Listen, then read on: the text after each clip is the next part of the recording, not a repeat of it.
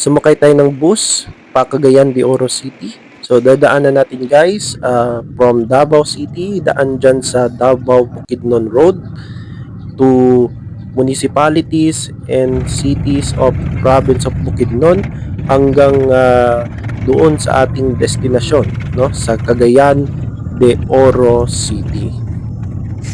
Teaser pa lang ito guys, abangan nyo sa darating na April 30. Yes, April 30, 1 p.m. yung ating premiere sa ating first bus vlog, Davao to CDO.